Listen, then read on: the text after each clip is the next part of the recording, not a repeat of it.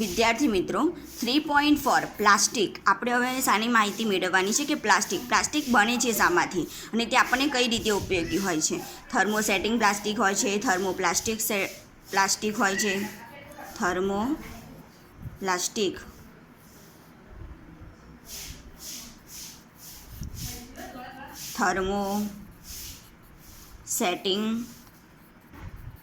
Plastic. તમે રોજબરોજ ઉપયોગમાં આવતી પ્લાસ્ટિકની ચીજવસ્તુઓથી પરિચિત જ હશો.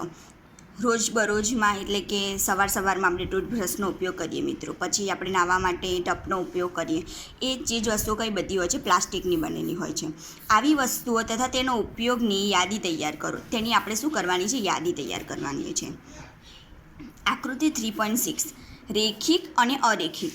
શું કહેવા માંગે છે? રેખિક એટલે કે સીધી અને અરેખિક એટલે કે આ તમને જોવા મળે ને કે આ રેખિક એટલે એક જ સીધી રેખા હોય. આવી રીતે તમને મેથમાં ખબર જ હશે મિત્રો. આમ હોય તો શું કહેવાય? રેખિત કહેવામાં આવે છે. પણ આ ક્રોસમાં પણ છે એટલે આને શું કહેવામાં આવે છે? અરેખિત ગોઠવણી, ક્રોસ નિકંડ કહેવામાં આવે મિત્રો.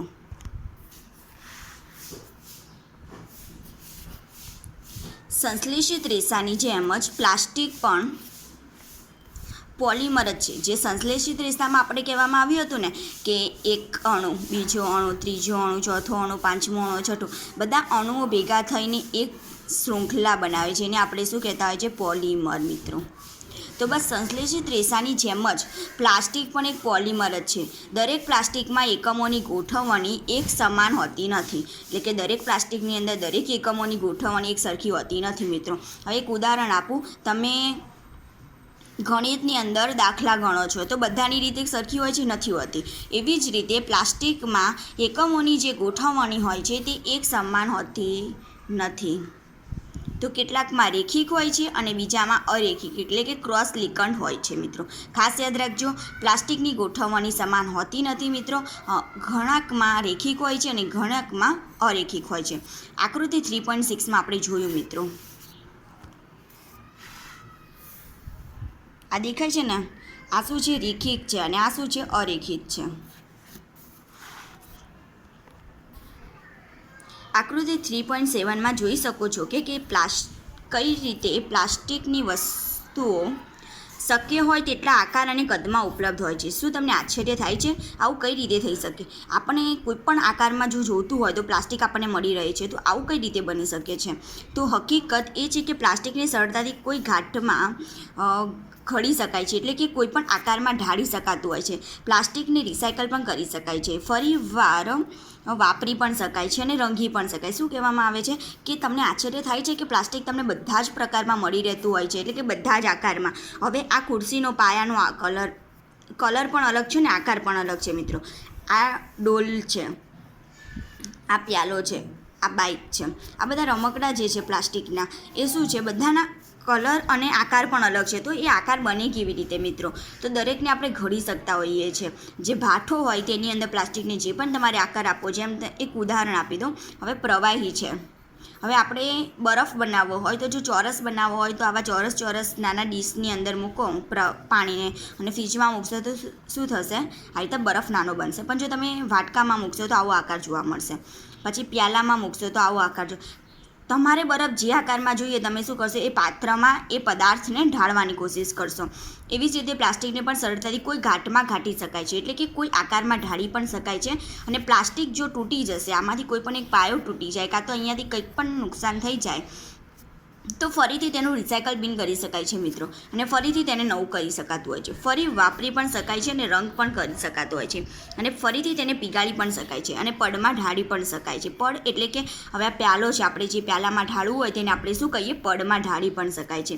અથવા વાયર બનાવી પણ શકાય છે. માટે તેના ઘણા બધા ઉપયોગો હોય છે મિત્રો. Polythene, poly plus ethene. Poly એટલે કે ઘણા બધા, કેવા? ઘણા બધા.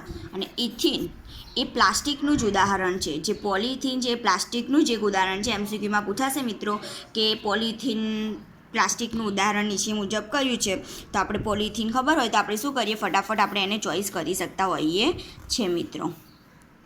વપરાશમાં ઉપયોગમાં આવતી પોલિથીન બેગ બનાવવામાં આવતી હોય છે. જે વપરાશમાં આવતી હોય જે બેગ તેનો પણ આપણે તેનો ઉપયોગ કરતા હોય છે. હવે તમારી જાતે જ પ્લાસ્ટિકના એક ટુકડાને વાળવાનો પ્રયત્ન કરો. જે પ્લાસ્ટિકનો એક ટુકડો હોય તેને શું કરવાના વાળવાનો પ્રયત્ન કરો. શું પ્લાસ્ટિક દરેક વસ્તુ ને સરળતાથી વાળી શકાય છે? ના મિત્રો. હવે પ્લાસ્ટિક જો ખુરશી હોય તો તમે ખુરશીને વાળવાની કોશિશ કરશો, વળાશે નહીં. પણ જો પોલિથીનની જે આપણે જે શાકભાજી લેવા જઈએ કોથળીને જો વાળવાની કોશિશ કરશો તો તરત વળી જશે. એટલે બધા પ્લાસ્ટિકના પ્રકાર અલગ હોય છે. તમે નોંધશો કે પ્લાસ્ટિકની કેટલીક વસ્તુઓ સરળતાથી વાળી શકાય છે અને જ્યારે કેટલીક બળપૂર્વક વાળવા જતાં તૂટી જાય છે. જો પ્લાસ્ટિકની જે થેલી છે જે આપણે શાકભાજી લાવીએ છીએ તેને જો વાળવામાં આવે તો આપણે સરળતાથી વાળી શકીએ છીએ. પરંતુ જો આને બળપૂર્વક વાળવામાં આવે મિત્રો તો શું થશે? આ તૂટી જશે. અને જ્યારે આપણે પ્લાસ્ટિકની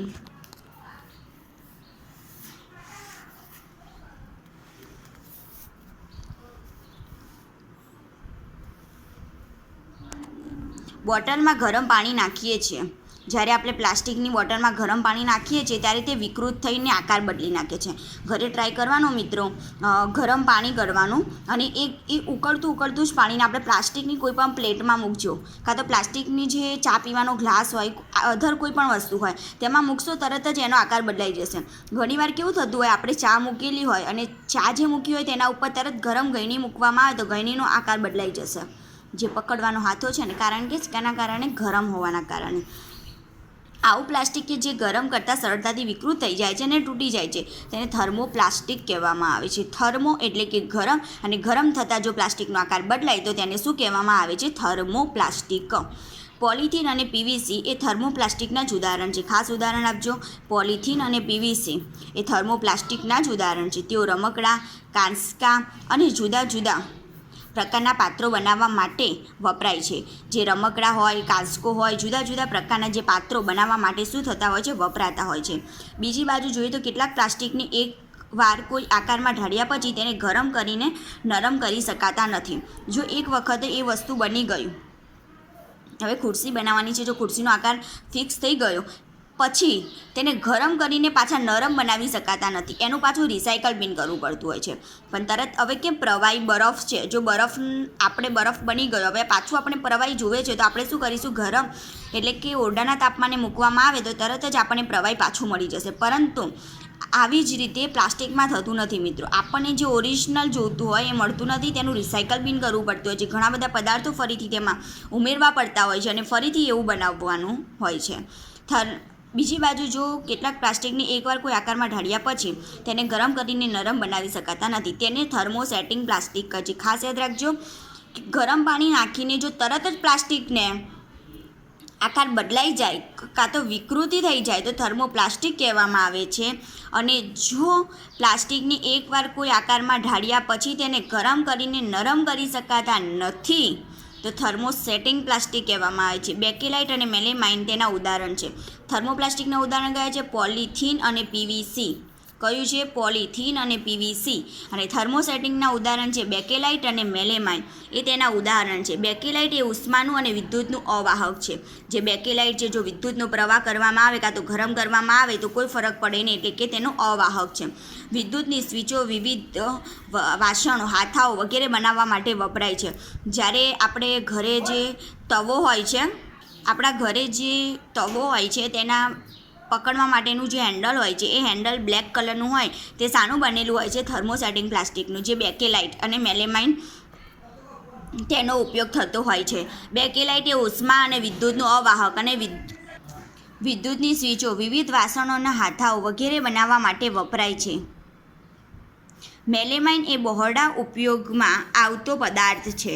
બહોળા ઉપયોગમાં એટલે કે મેલેમાઇન એ ઘણા બધા પદાર્થોની અંદર બનાવવા માટે સૌથી વધારે ઉપયોગ થતો હોય તો મેલેમાઇનનો ઉપયોગ થતો, કારણ કે અગ્નિ પણ અવરોધક છે. અગ્નિ અવરોધક એટલે કે આપણે હેન્ડલ બનાવીએ છીએ તો ત્યાં નીચે અગ્નિ હોય જ છે મિત્રો, કેમ કે આપણે કોઈપણ વસ્તુને પકવવાનું હોય, ખોરાકને, તો આપણે તેમાં પકવતા હોય છે. બીજા પ્લાસ્ટિક કરતાં ગરમીને વધુ સહન કરી શકે છે. ભોંય તળિયાને ટાઇલ્સ અને રસોડાના વાસણો અગ્નિરોધક કાપડ બનાવવા માટે પણ ઉપયોગી હોય છે. આકૃતિમાં થર્મોપ્લાસ્ટિક અને થર્મોસેટિંગ પ્લાસ્ટિકના વિવિધ ઉપયોગો નીચે દર્શાવેલું છે. આ થર્મોપ્લાસ્ટિક અને થર્મોસેટિંગ વસ્તુઓથી જે બનેલી છે, આ જે થર્મોસેટિંગ એ તમને ખબર છે મિત્રો કે જેનું ફરીથી આપણે એકવાર આકારમાં ઢાળ્યા પછી તેને ગરમ કે નરમ કરી શકતા નથી, તેને થર્મોસેટિંગ કહેવામાં આવે છે. અને આ થર્મોપ્લાસ્ટિકની બનેલી વસ્તુ છે. એ થર્મોપ્લાસ્ટિકના ઉદાહરણો આપણે જોયા હતા કે પોલિથીન અને પીવીસી થર્મોપ્લાસ્ટિકના ઉદાહરણો છે મિત્રો. આપણે અહીંયા મારો વિડીયો સ્ટોપ કરીએ છીએ. નેક્સ્ટ લેક્ચરમાં આપણે જોઈશું પસંદગીના પદાર્થ તરીકે પ્લાસ્ટિક.